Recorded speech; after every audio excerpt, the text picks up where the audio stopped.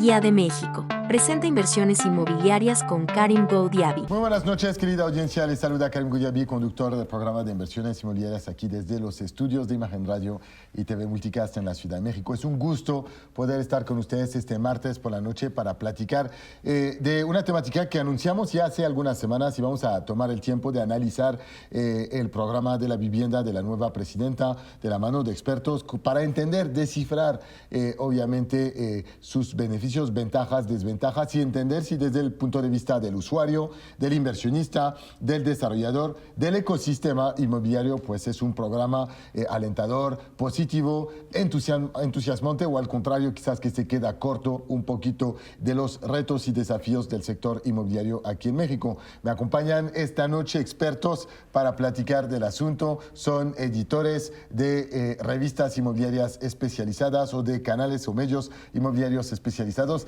Les debo todo el honor del mundo porque ellos son los profesionales. Yo soy el emprendedor que a veces, apasionado por el sector inmobiliario, les acerca, por supuesto, las noticias y la información adecuada para tomar decisión si están buscando, por supuesto, como siempre, capitalizar sobre el sector inmobiliario, aprender o invertir su dinero. Me encuentran como Karim Neximo en Instagram. Les invitamos a seguirnos. Hoy vamos a platicar con Ricardo Vázquez, el director editorial de la revista Real Estate Group, realestate.com.mx. Aquí es una de las revistas más importantes, de los medios más importantes relacionados al sector inmobiliario. Y por supuesto con Fernando Gutiérrez Rostro, el editor de Econo Habitat, la sección inmobiliaria del periódico El Economista.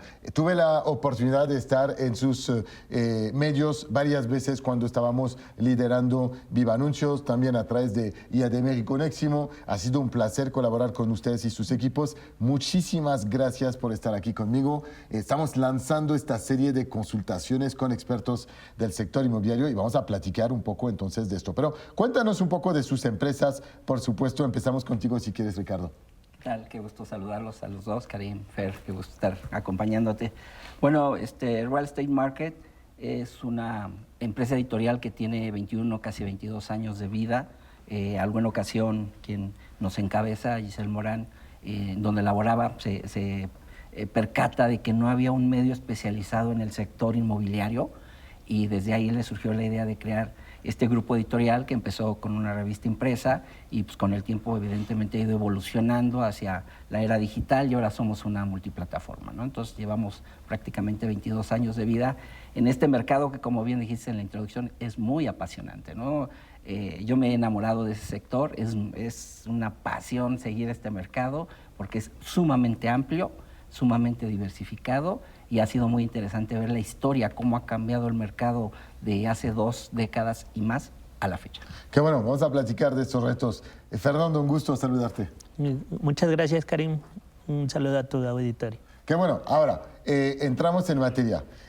Primero, la vivienda, si comparo este inicio de sexenio al sexenio anterior, la vivienda hace 6 años no era front page, no era algo que platicamos. Y muchas veces yo decía, pues, ¿por qué no hay una especie de zar de la vivienda que viene a resolver los problemas que todos vemos, la falta principalmente del déficit de construcción de vivienda y unos precios que se van disparando? Genial si eres inversionista, mucho menos atractivo obviamente si eres comprador con una voluntad de poder crear el hogar que requiere tu familia.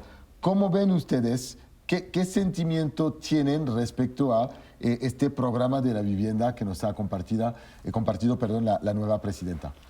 Bueno, a mí en lo particular cuando anuncia que uno de los primeros anuncios que hace en materia de su política que va a seguir en general, vamos a hablar de la política económica en general, habla de la vivienda y eso fue muy importante porque el sexenio pasado prácticamente la vivienda pasó desapercibida. Y si nos vamos a un sexenio anterior, que fue el de Peña Nieto, cuando hablábamos de vivienda hablábamos de quiebre de empresas desarrolladoras y donde empezó una caída brutal en el desarrollo de vivienda. Si nos vamos más atrás, que es en el sexenio de Calderón, creo que se le denominó el sexenio de la vivienda justamente.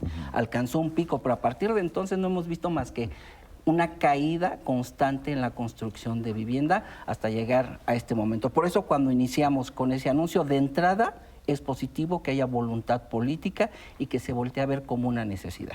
Sí, como lo comenta Ricardo, es importante conocer el contexto de la vivienda, ¿no? ¿Qué pasó incluso no solamente en el anterior sexenio con López Obrador, sino todavía más atrás? Con Peña Nieto prácticamente, como dice Ricardo, se enfocó en la quiebra de empresas por esta política de los polígonos de contención urbana, ¿no? Ya no se podía construir donde fuera. Algo que ocurrió con Fox y con Calderón era que se daban estos apoyos o se construían estas viviendas en zonas alejadas de servicios de los centros urbanos, y obviamente pues eso hizo que mucha gente pues no sintiera atractivo llegar ahí. Vemos el tema de la vivienda abandonada. Con Peña Nieto se delimita esto, pero también se enfoca en dar subsidios que, si bien era para las personas, las empresas desarrolladoras basaban su plan anual de construcción con base en esta política de subsidios. Había bolsas anuales de los 15,000 millones de pesos, donde pues a las viviendas se les hacía se les hacía todavía atractivo construir vivienda social. ¿Qué pasa con Andrés Manuel López Obrador? Pues este tema de subsidios se cambia completamente, se enfoca la política en mejoramiento, reconstrucción y estos apoyos que no eran necesariamente adquisición de vivienda, y obviamente pues las empresas que antes se enfocaban en el segmento de vivienda social por ahí, que tienen un valor máximo de hasta 600,000 pesos, pues ya no es negocio para ellos, ¿no? Ahora con el plan de 1 millón de viviendas me parece importante saber cómo los organismos del Estado van a colaborar con la iniciativa privada para poder desarrollar este plan, que se me hace a mí, como dice Ricardo, de entrada positivo para la industria como tal, para las personas que pueden adquirir hoy en día o que desean adquirir una vivienda y que no tienen las posibilidades para hacerlo, y obviamente pues hay que ver todavía cómo se va a desarrollar esta política, ¿no? Ahora, de nuevo, equipo, estamos hablando del ecosistema de la industria completa, no estamos hablando del punto de vista del inversionista.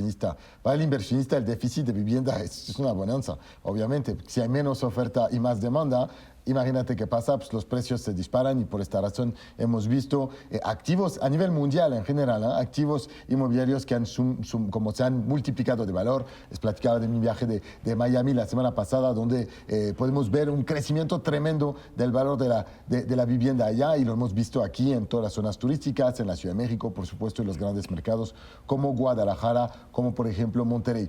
Nosotros intentamos analizar aquí el sector inmobiliario en su enteriedad. Es complicado porque hay muchos sectores inmobiliarios dentro del mismo sector inmobiliario. Pero para ayudarles a entender los retos a los cuales se enfrentan los que nos gobiernan, vamos a platicar de esos retos primero, para luego comparar cada una de las iniciativas y ver si estos van a ayudar y cómo pueden impactar el sector inmobiliario. ¿Les parece? Claro. Retos. Ustedes son los especialistas aquí, yo me dejo guiar. ¿Cuáles son los retos, los problemas grandes que ustedes han visto en este sector inmobiliario? Bueno, a grandes rasgos el primer reto es construir vivienda, porque hay una necesidad muy grande, un déficit muy elevado de millones de viviendas, que creo que la SEDATU dijo que andábamos por ahí de los 8 millones, ¿no?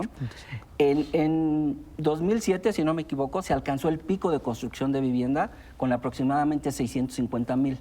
¿Qué sucedía en aquella época? Bueno, empresas como desarrolladoras o promotoras como Geo, como Urbi, Omex, que hoy no existen, cada una en su mejor momento construía alrededor de entre 50 y 60,000 viviendas anuales. ¿Te imaginas que 50, 60,000 viviendas? Podría poner mi mano a cortar que México era uno de los productores más importantes de vivienda del mundo. Eso es parecido a lo que vimos en China, de ciudades enteras que nacían de la nada, ¿verdad? Claro, así es. Para dimensionarlo justamente, este año vamos a construir por ahí de 210,000, 215,000 en todo el país. Cuando estábamos hablando de 3 empresas que entre ellas solitas construían al menos 150,000. Sí. Ese es un gran reto. ¿Por qué? Porque esas empresas ya no existen. ¿Y fallaron por avaricia o fallaron por mal producto? ¿Fallaron? Quiero entender por qué no hay de nuevo una viviendera así tan importante. Yo pienso que fallaron porque les cambiaron las reglas del juego y estaban sumamente endeudadas, sumamente apalancadas. Vale. Al cambiarle las reglas del juego, se quedaron atoradas y pues reventaron, tronaron, ¿no? Hay desarrollos de Urbi que quedaron ahí abandonados en alguna zona que hace mucho estaba muy lejos y hoy está inmersa en la zona metropolitana de la Ciudad de México. Entonces, primero, uno de los primeros retos es cómo construir, ¿no? como bien ya se señaló, el objetivo es construir 1 millón de empresas por parte del gobierno. 1 millón de empresas versus lo que estamos pensando hoy, que son 210,000, si lo multiplicamos por 6, pues más o menos es alcanzable, pero obviamente estos 210,000 o 20,000 que se construirá este año es por parte de la iniciativa privada, ¿no? Sin embargo, pasemos a otro reto. ¿Cómo se va a operar esta posibilidad de hacer 1 millón de viviendas? ¿Por qué? Porque la CONAVI no es un ente constructora, el Infonavit tampoco es un desarrollador de vivienda, y el Infonavit ahí tiene un reto sumamente enorme. ¿Por qué? Porque en los años 80 y en los años todavía 70, incluso al principio de los 90, construyó vivienda. ¿Y qué fue lo que pasó? Pues simplemente se descapitalizó, y en términos coloquiales diríamos, quebró el Infonavit por construir vivienda. Entonces, hoy es un gran reto. Hay que recordar que los recursos del Infonavit no son recursos del gobierno. Son Exactamente, son de los trabajadores que aportan los empresarios, y por lo que tengo entendido no están como muy de acuerdo en hacerlo. Entonces, para empezar, hay esos retos, ¿no? Pero le dejaría a Fer que continúe. Como lo menciona Ricardo, y coincido con él en la parte de cómo se va a hacer este plan de desarrollo, ¿no? Tomemos en cuenta un poco el contexto que hay. Hoy en día no hay producción de vivienda social. Insisto, es esta vivienda que cuesta hasta 600,000 pesos. Los segmentos que van más arriba se están colocando bien. Es ahí donde las vivienderas que hoy representan al mercado pues se están enfocando ahí, obviamente porque ya el tema de vivienda social no les genera rentabilidad como se les generó a estas empresas que comentaba Ricardo en su momento. Esto también, ¿qué hace? Al ver menos producción de vivienda, pues el precio de la vivienda me parece que también es un reto muy importante que hay que atender, ¿no? Vemos si a nivel general está creciendo a 10% más o menos. En algunas zonas, obviamente las turísticas, donde hay gran demanda de vivienda por parte del mercado extranjero y también de los inversionistas nacionales, pues está creciendo el precio a un nivel de 15, incluso hasta 16%, ¿no? Lo estamos viendo en la zona de Los Cabos, en las zonas de playa de Puerto Vallarta, o sea, esta cuestión me parece que es un tema muy importante, porque eso ha desfasado para que las personas de menos ingresos puedan alcanzar y comprar una vivienda. Ahora, ¿qué propone este plan? Vía el Infonavit, que como dices es un organismo del Estado que hoy en día otorga crédito para la adquisición o otras modalidades de vivienda, y otros organismos como la CONAVI se pretenden crear 1 millón de viviendas. Hoy en día se están modificando ahí las leyes en el Congreso para que Infonavit pueda ampliar su mandato y construir. Lo de CONAVI todavía no sabemos cómo lo va a hacer. Como lo decía Ricardo, CONAVI no es un ente constructor, es una oficina administrativa adscrita a la Secretaría de Desarrollo Agrario, Territorial y Urbano, encargada de distribuir la bolsa de subsidios que el gobierno federal tiene para la vivienda. No es un ente con vida propia, antes sí lo fue, pero también con el tema de la administración anterior se le incorporó más a la SEDATU, ¿no? Que ya lo era. Pero bueno, ahí son temas legales. Hoy en día me parece que esos dos retos, FOBISTE, que es el organismo del Estado garante, que tiene que garantizar el acceso a la vivienda a los trabajadores del Estado, también ya está por ampliar su mandato y entrar a la construcción. Entonces, hoy en día la mesa está puesta para que Infonavit, CONAVI y FOBISTE puedan entrar a la construcción. El tema es, ellos no son constructores, no han sido constructores, o en su momento Infonavit lo fue, pero salió mal. Creo que ese es uno de los grandes retos, y de que toda la industria está a la expectativa de definir los cómo, ¿no? Octavio Romero hablaba, el recién nombrado director del Infonavit, que se crearía una empresa constructora. Eso no le gustó muy bien a la iniciativa privada, porque pues son recursos de los trabajadores. Entonces creo que esos son los mayores retos que hay que atender, ¿no? Vamos a continuar posterior a nuestro corte publicitario, pero yo, si fuera inversionista en la bolsa, haría un short a esta estrategia, tal cual, porque ya sabes que como business plan es un business plan sumamente ambicioso, y qué bueno que hay ambición, pero sumamente ambicioso, y por ende representa riesgo. Vamos a platicar con Fernando, con Ricardo, por supuesto, regresando del corte. Estamos hablando de la política de la vivienda aquí en México. Regresamos. Entusiasmado, decía, sobre la política de la vivienda, en el hecho de que pues, hoy de nuevo es parte de la agenda del gobierno mexicano de reflexionar a cómo crear viviendas, condiciones de vida dignas para una población creciente. Somos uno de los pocos países del mundo de más de 100 millones de habitantes y que tiene una población joven, lo que obviamente significa que habrá más demanda a lo largo de los próximos años y que hay que afrontar esos retos de manera muy proactiva, pero al mismo tiempo muy sorprendido por el nivel de ambición, porque literalmente esta ambición es tan alta que hace correr un número de riesgos importantes. Platicamos con Fernando y con Ricardo del riesgo de convertir organismos que no son constructoras en constructoras, cuando pues el know-how para construir es un know-how que es relativamente complicado. Pero es interesante porque, de nuevo, para el inversionista tienes que entender que las tendencias que estamos viendo y el déficit de vivienda particularmente no se puede resolver en un año. Entonces, si estás pensando en invertir en bienes raíces y tienes miedo de que este millón de vivienda mañana venga a cambiar totalmente el ecosistema, créeme que así no va a pasar, ¿ok? Pero lo que es interesante es que hay una voluntad real del gobierno de poder ayudar y crear condiciones condiciones mejores de vida. Yo lo que no entiendo, y se los comparto, quizás es una visión un poquito idílica, utopista. Digo, en lugar de concentrarte en la regulación y ser un actor de la construcción, ¿por qué no crear las condiciones de que el sector privado, quien tiene un apetito y un capital casi ilimitado para desarrollar y generar riqueza y utilidad, ¿por qué no darles a ellos la posibilidad de hacerlo y decir, oye, plan 2050, México, cero déficit de vivienda? Una visión a 20 años, algo así, ¿no? Yo creo que es necesario hacer una visión de muy largo plazo, transeccional, y no nada más de 1 o 2 sexenios, sino ir mucho más allá, ¿no? El déficit de vivienda, ya lo comentamos, es sumamente elevado y es una necesidad. La demanda, desde hace 2 décadas se escuchó, ahí viene un bono demográfico. Hace una década nos quedan 20, 30 años de bono demográfico. Ya pasaron esos 20 años, ¿no? Entonces, la demanda está hoy, está presente.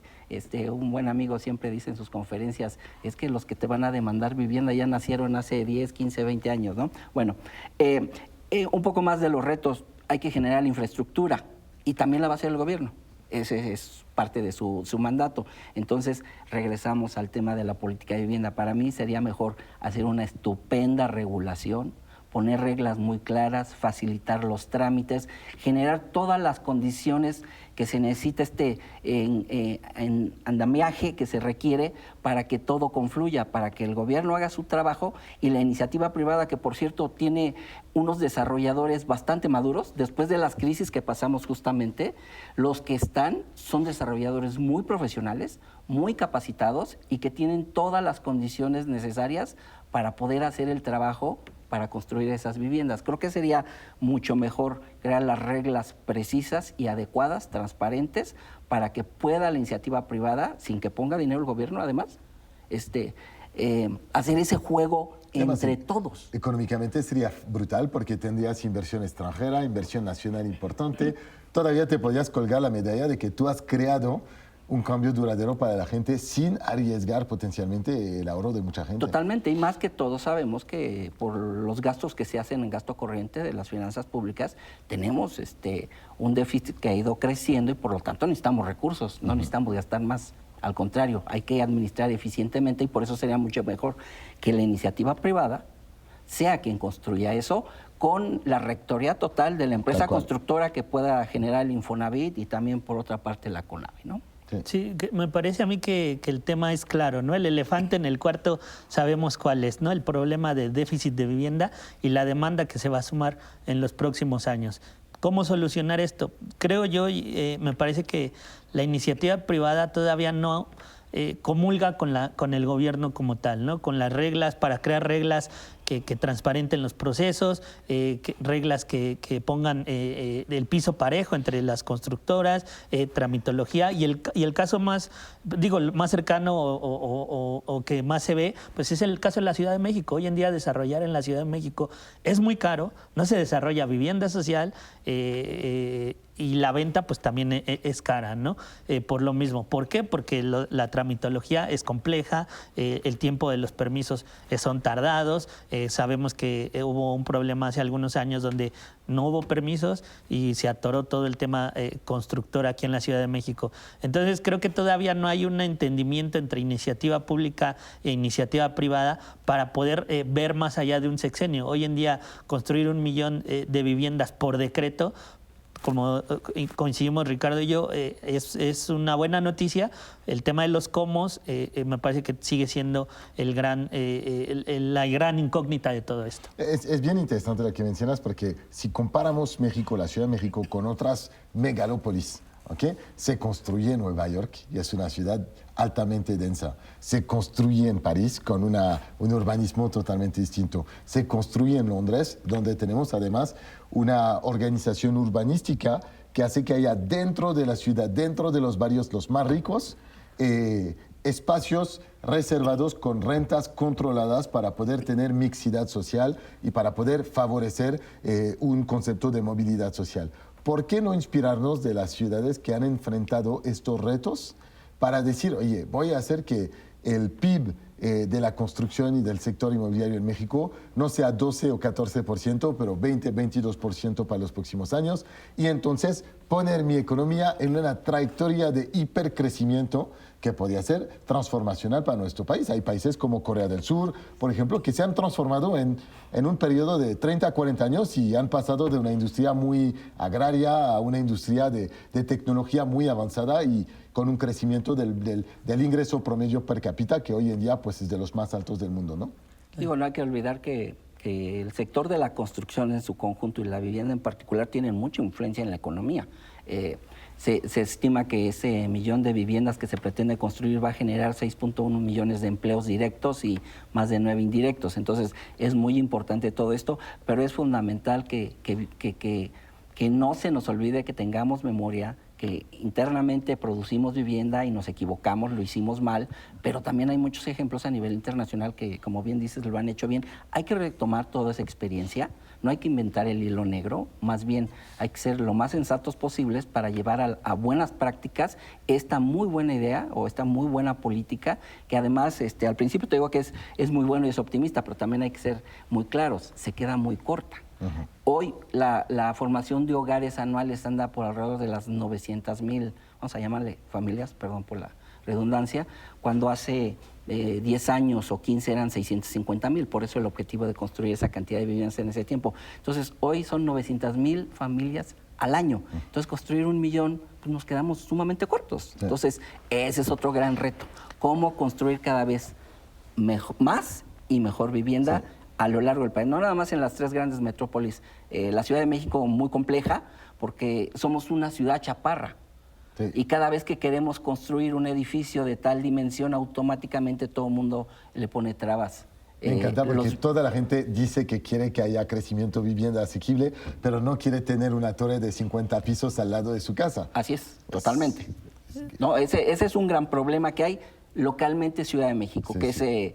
Es un animal muy distinto al resto del país, ¿no? Sí, claro. También a mí creo que es interesante que este plan contemple esquemas de arrendamiento social, digámoslo así. Creo que esto también nos habla de que no estamos viendo más allá de la caja, con esquemas más flexibles. ¿Qué opciones le podemos dar a las personas que se incorporan al mundo laboral? Me parece que el tema de arrendamiento, desde el sexenio de Peña Nieto se hablaba mucho de cómo Conavio impulsar subsidios para dar este tema. Infonavit lo quiso plasmar en su política del sexenio pasado, no solamente otorgando crédito a la vivienda para comprar vivienda, sino para comprar terreno, para juntar las subcuentas de vivienda entre 2 o más personas y comprar una casa. O sea, creo que el tema de la flexibilidad de los productos que pueda haber en el mercado es importante, no encajonarnos en producción y dar esquemas de arrendamiento que también suena riesgoso a primera vista. Entonces, creo que hay que pensar más allá de la la caja para poder cumplir con toda esta demanda que hoy existe. O sea, hay que decirlo, la demanda de vivienda hoy existe. El tema es que la oferta se ha contraído de manera importante en los últimos años. Va a ser un sexenio interesante. Yo quiero verlo de manera positiva, de nuevo, porque creo que cuando un gobierno vuelve a poner una iniciativa al frente de sus preocupaciones, esto quiere decir normalmente que las diferentes secretarias pues, van a estar un poco más abiertas y deberíamos de tener un diálogo renovado. Cuando en la Ciudad de México pues, escuchamos mucho del hecho de que pues, el diálogo se había cerrado, las puertas se habían cerrado y hoy en día pues, el nivel de construcción se ha bajado. Y ojalá vemos efectivamente un crecimiento. Mucho más podríamos hacer, pero vamos a esperar a que por lo menos se haga lo que se esté presentando, porque esto ya sería una señal muy positiva, ¿no? Sí, generar 1 millón de viviendas no es suficiente, pero creo que es un buen inicio para detonar la industria viviendera, que si bien estuvo apagada, tuvo números importantes en los últimos años con su aporte a la economía. Ahora, nos queda un minutito. El reto, yo siempre digo, lo puedes ver del lado de la regulación o lo puedes ver del lado de la creación de dinero. Si haces que la gente gane más dinero, pues ya no tendrás que producir viviendas de 600,000 pesos. ¿Okay? Y esto quizás pasa por más formalidad de la economía, quizás pasa por más contribución de las empresas a pagar sueldos dignos, quizás pasa por más aprovechamiento, vamos a decir, de las condiciones internacionales de México y que sea este hub de crecimiento para la economía mundial que está pegado justamente a la economía americana. Fernando, Ricardo, es un placer tenerlos acá. Ojalá acepten más de estas invitaciones para venir a platicar de la política de la vivienda y en general del sector inmobiliario aquí en México. Vamos al corte y continuamos. Y regresamos a tu programa de inversiones inmobiliarias y estamos en este bloque de la Masterclass. Tenemos aquí al director de Masterclass, Juan Carlos Moreno. ¿Cómo nos encontramos hoy, Juan Carlos? ¿Qué tal, Carlos? Muy bien. ¿Y tú? Un gusto poder estar una vez más aquí contigo y un saludo a todo el auditorio. Muy, muy contento de estar acá. Muy bien, pues el día de hoy vamos a hablar de aquellas personas que están buscando esa flexibilidad y generación de ingresos y oportunidad de crecimiento. Trabajas en el sector inmobiliario, o sea, el trabajar en el sector inmobiliario podría ser todo esto que necesitas en un mismo paquete. El mercado inmobiliario no solo es comprar y vender propiedades, es un sector de constante crecimiento que ofrece diversas oportunidades, desde la venta, la renta de los inmuebles, hasta el inventario y gestión de bienes raíces. Ya sea que prefieras interactuar con clientes, gestionar proyectos, desarrollar propiedades, ayudar a inversionistas. O sea, tenemos una amplia gama de servicios que se pueden dar. Como he dicho en otros programas, lo importante es el enfoque, porque aquí puedes promover desde propiedades de uso y varios tipos de propiedades como son locales comerciales, bodegas, terrenos, casas, departamentos, como puedes también promover desarrollos nuevos, departamentos, terrenos industriales. O sea, hay una gama impresionante. Por eso es importante el saber, primero, conocer lo esencial de la comercialización de los bienes raíces y posteriormente decidir en qué enfocarte. Completamente de acuerdo, Carlos. Mira, trabajar en el sector inmobiliario tiene muchas ventajas. Ya mencionabas algunas. El mercado es muy grande. Es muy grande y el segmentarlo pues nos da un tema de profesionalización. Pero imagínate esto, vámonos a lo clásico, ¿no? La primera ventaja que vas a ganar trabajando en bienes raíces es una flexibilidad de tiempo. ¿Por qué? Porque el agente inmobiliario, el asesor inmobiliario es el que designa sus horarios. Aquí te voy a parafrasear un poco. No quiere decir que no vas a trabajar, porque las agendas de los asesores inmobiliarios, la realidad es que están llenas. La gran ventaja es que tú decides cómo vas a organizar esta agenda. Hay una frase que yo leí hace algún tiempo que me gusta mucho, que dice, si tú te duermes apagando el televisor y lo que te levanta es la vejiga, no eres dueño de tu tiempo. No estás tú organizando tu agenda. Organizar tu agenda es que tú sepas a qué hora te quieres dormir porque estás trabajando, porque estás capacitándote y te estás despertando no por un tema fisiológico, sino porque estás realmente organizado en tus tiempos. Esto no quiere decir que te vas a levantar a las 11 de la mañana, ¿verdad? Te puedes seguir levantando temprano, pero no es lo mismo, y siempre lo he dicho, no es lo mismo que pases levantándote a las 4 o 5 de la mañana porque vas a pasar 2 horas en el tráfico, a que te levantes a las 5 de la mañana porque vas a ir al gimnasio, porque vas a ir a desayunar sanamente, porque estás cuidando tu cuerpo. Hay una diferencia enorme en este aspecto. Y eso es lo que te permite el sector inmobiliario, esta flexibilidad en tu agenda. 2, otro punto que me gusta muchísimo. Déjame hablar de este punto 2 okay, y te dejo el 3, porque Okay, el 2 tiene que ver con ingresos elevados. Cuando yo entré al sector inmobiliario, venía de tener un buen sueldo, estaba como directivo en un empleo, y le dije, bueno, pues tengo que al menos alcanzar esto. Yo en ese tiempo, y les hablo de hace como 14 años o 15, yo ganaba 80,000 pesos en dólares en ese momento. 80,000 pesos de hace 15 años no tiene nada que ver con 80,000 pesos de ahora. Y decía, yo ya tenía a mi familia en un nivel de vida bueno, y decía, bueno, si me salgo por tener mi tiempo, ¿en qué puedo reemplazar para esto? Y empecé a ver varias opciones. Por ejemplo, veía a los brokers hipotecarios, ellos ganan el 2% del crédito que asigna el banco. Entonces, si una persona llega, por ejemplo, yo quiero comprar una casa de 3 millones y quiero un crédito de 2, yo ganaría el 2% de 2 millones. En el sector inmobiliario tú ganas del 5, 6, 7, he captado propiedades hasta del 10% del valor del inmueble. Entonces, tú generas un ingreso alto y además no te limitas porque tienes todo tipo de inmuebles. Como hay casas aquí en Ciudad de México, por ejemplo, hay muchas casas de 10, de 20, de 30 millones, departamentos igual, terrenos de 100 millones, bodegas de 200, 300 millones. No hay un límite en los ingresos. Completamente de acuerdo. La realidad es que siempre cuando las personas se acercan conmigo y me dicen ¿cuánto puedo ganar en el sector inmobiliario? Yo les hago siempre este ejercicio. Imagínate una propiedad con un valor comercial promedio de 3 millones de pesos, que es un valor promedio para la... Digo, estamos en la Ciudad de México, pero haz el ejercicio en tu ciudad o en el lugar donde te desarrollas. Un valor comercial de 3 millones de pesos, captada de una forma conservadora al 5%, en un solo trato son 150,000 pesos, Carlos. Hoy es bien complicado encontrar un empleo, por ejemplo, que te pague 150,000 pesos. Es complicado, por lo menos al mes. Lo puedes lograr en el sector inmobiliario. Y una de las cosas también que a mí me gusta muchísimo es el tema de crecimiento y desarrollo personal que tiene el asesor inmobiliario a lo largo de su carrera. Porque siempre lo digo hasta de forma de broma, el asesor inmobiliario es arquitecto, es diseñador, es psicólogo, es doctor, es realmente una figura multidisciplinaria. ¿Por qué? Porque el mercado es así, es cambiante. Tenemos que tener un poco de conocimiento de muchos aspectos. Y esto te genera desarrollo, te genera cultura, te permite que puedas desarrollarte en niveles que tal vez nunca te imaginaste.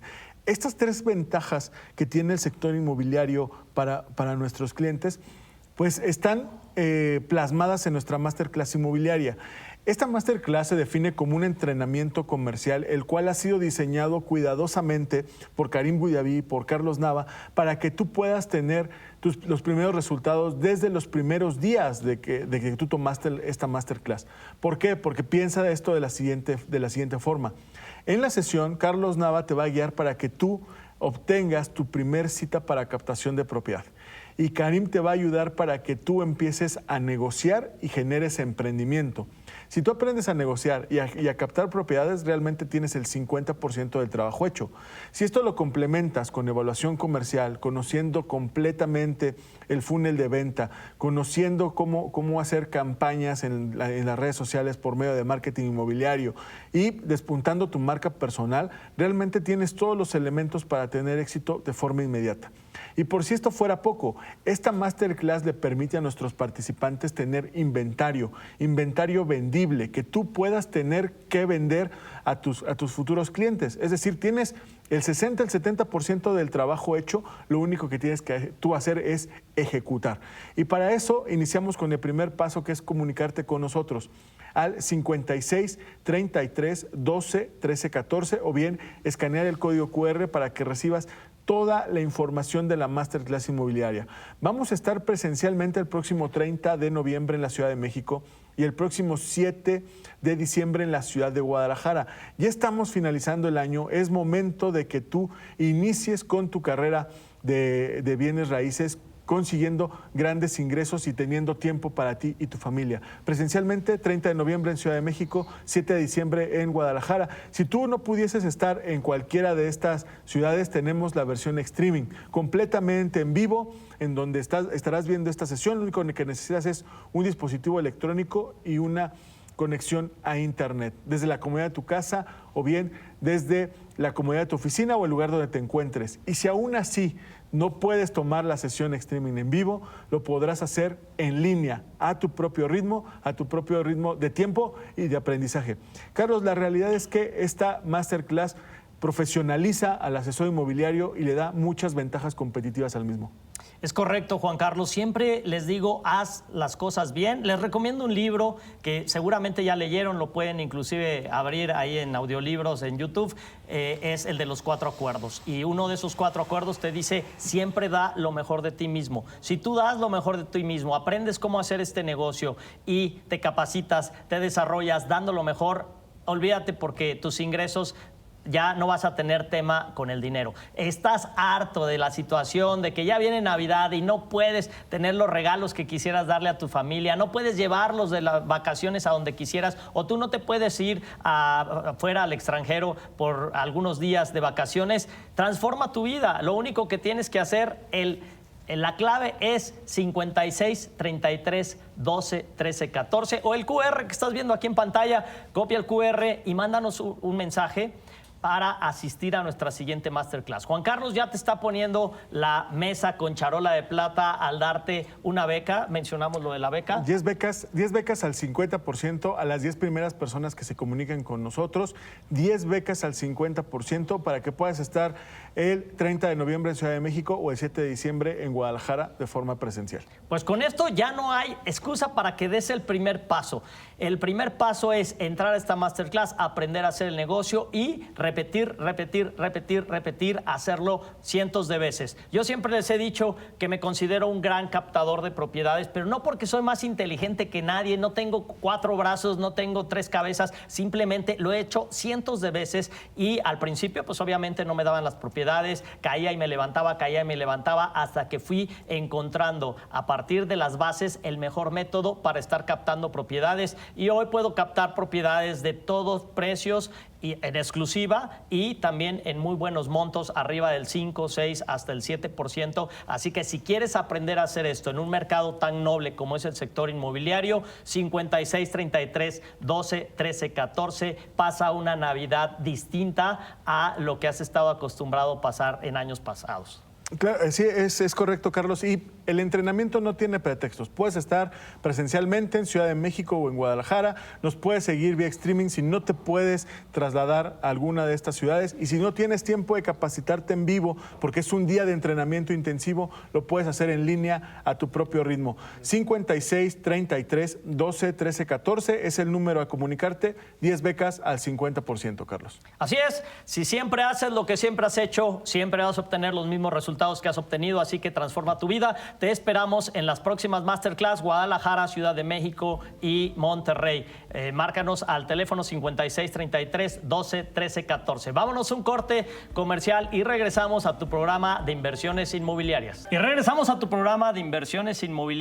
Y este bloque me encanta porque siempre hablar de inversiones y en el sector industrial es importantísimo. Con todo lo que está pasando hoy en día en México, siempre ha destacado México por mano de obra barata, pero también por ser vecinos del consumidor número 1 más grande de todo el mundo, que es Estados Unidos, y por eso México siempre ha sido un paraíso para toda la parte industrial. Y tenemos aquí con nosotros a Michelle Arregui, gerente de ventas de Global K, y a Carlos Rodríguez, representante legal de Grupo Urbe, para hablar sobre este tema. Bienvenida, Michelle, ¿cómo estamos? Y Carlos. Muchas gracias, Carlos. Siempre feliz de poder compartir el espacio con todos los inversionistas. Y el día de hoy traemos varios datos interesantes, varias estadísticas que van a ser de mucho valor para todas las personas que nos están escuchando. Y Carlos, ¿no? Los dos son Carlos. Charlie y Carlos, lo vamos a dejar así.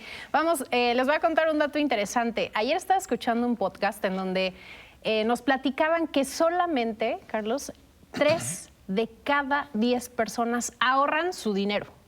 Qué grave, ¿no? Imagínate.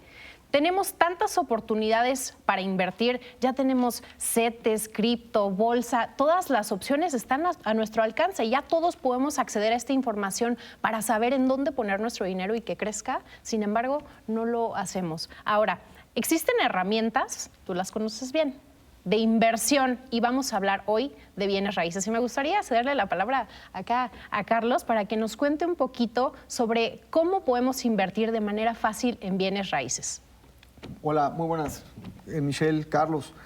Bueno, es muy sencillo, ¿no? Hay muchas oportunidades que nosotros como empresa pues traemos, ¿no? Para ofrecerle a sus inversionistas. La realidad es de que no se necesita mucho capital.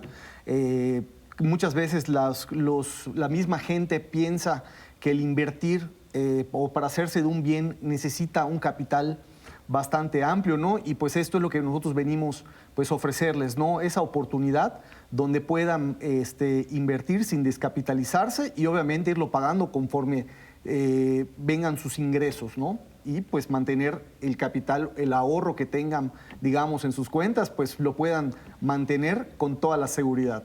Exactamente. Oye, Carlos, voy a aprovechar para hacerte una pregunta que es bien interesante. ¿Por qué crees que los mexicanos no ahorran? No ahorramos. Bueno, ¿no? es que es importante, empezaste hablando del ahorro, pero es importante, son dos cosas diferentes, ahorro e inversión, porque mucha gente llega a tener ahorros, pero abajo del colchón. Y tener ahorros abajo del colchón o en una cuenta de ahorro de banco que no te está generando rendimientos, eso y nada, es lo mismo, estás perdiendo el dinero porque como va pasando el tiempo, pierdes.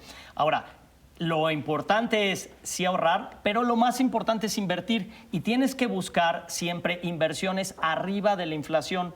Esa inflación, no el 5%, yo les diría mínimo un 10%. Los CETES hoy en día han ido a la baja. Y además de que te dan, muchos dicen está al 10%, ya no están ni al 12 ni al 10, además tienes que pagar un fondo de ahorro, que diga un administrador por los CETES, apertura de cuenta y muchas cosas. O sea, el banco nunca le va a perder. Entonces, es importante. ¿Por qué no están ahorrando? Porque no está el hábito. Siempre los grandes gurús nos dicen, págate a ti primero. Entonces, ese es un gran tip. Lo primero que tienes que hacer es pagarte. Y fíjate que la mejor manera que yo he encontrado de pagarme a mí primero, porque lo que hace la mayoría de las personas es, ok, pues mis gastos, ¿no? Mi renta, mis colegiaturas, todos mis gastos fijos, después gastos variables como el gimnasio, el cine, los entretenimientos, y después lo que me llegue a quedar lo meto al cochinito, ¿no? Pero el problema me recuerda mucho a la película de Up, porque no sé si se acuerdan, que todo lo metían en una alcancía, pero de repente se les ponchaba la llanta y ¿a dónde tenían que ir? A sacar de la alcancía. Claro. Se enfermaba alguien, ¿a dónde tenían que ir? A sacar de la alcancía. La mejor forma de invertir es hacerte de inmuebles que obviamente estén dentro del presupuesto que puedas invertir, porque ahí te obligas a estar pagando una mensualidad y que te pagues tú primero. Eso es importante, porque lo primero dices, ok, tengo que pagar esta mensualidad. En el transcurso del tiempo, 3 años, tú ya tienes 400, 500 mil pesos, y mejor aún, no es lo que te costó al inicio, ya vale 2 o 3 veces más ese predio. Exactamente. Oye, Carlos, fíjate que yo estaba platicando con varios inversionistas ahora, hablando de Global, que ahorita les vamos a platicar más adelante, pero no invierten, ¿sabes por qué? Porque desconocen. Entonces, cuando tú les acercas la oportunidad es cuando la gente dice, ¿sabes qué? Sí se puede y no tengo que ser millonario. Creo que este es algo que se tiene muy plasmado, que necesitas ser millonario para invertir. Si me permites, Carlos, voy a platicar con los inversionistas ahora sí una súper oportunidad de inversión. Y de verdad, este es uno de los programas más exitosos que hemos tenido en el programa de inversiones inmobiliarias Global K. ¿Por qué? Porque hemos tenido este gran boom del nearshoring, ¿no? Que ya lo hemos platicado con Karim en otros programas, en donde hemos platicado por qué es tan importante invertir sí en tierra, pero en tierra también industrial. Global K es un desarrollo que está en un corredor industrial, Carlos, no me dejarás mentir, que está en el segundo o tercer corredor más importante de todo Mérida. Estos lotes están en Mérida, Yucatán. La inversión en Mérida está teniendo muchas ventajas sobre otros lugares de la República, porque Mérida tiene más características, pues digamos, especiales que no tienen otros estados. Entonces, ahí te va. Les voy a platicar las características de estos lotes. Son 400 metros cuadrados que solamente te van a costar 310 mil pesos. Pero, Carlos, cuéntanos cuáles son las características de inversión, cómo podemos invertir, por qué es tan fácil adquirir este producto. Claro que sí, Michelle. Bueno, es muy fácil adquirir este producto porque únicamente te pedimos un 20% de enganche, ¿ok? Todo lo demás lo vas pagando a meses sin intereses. Son 36 meses sin intereses lo que manejamos. Y pues obviamente esto te permite mantener o trabajar tu dinero mes a mes conforme a tus ingresos, conforme a los ahorros que tú puedas hacer, que muchas veces no medimos nuestros gastos, digamos, que tenemos, como puede ser un café, puede ser unas plataformas de streaming, puede ser muchas cosas que tenemos digamos, en gastos fijos, y que pues eso se puede plasmar como parte para obtener una inversión de un inmueble. Michelle, Carlos, es importante decirle a la audiencia que quiere invertir, como bien lo comentas, Michelle, es cierto, puedes empezar a invertir desde cantidades muy pequeñas y ahorita nos hablan de los precios y planes de pago. Nada más comentarles, va a haber un webinar para todos los inversionistas que quieran invertir ya, empezar a hacer un cambio en su vida, tener ese ahorro y pagarse primero a ustedes.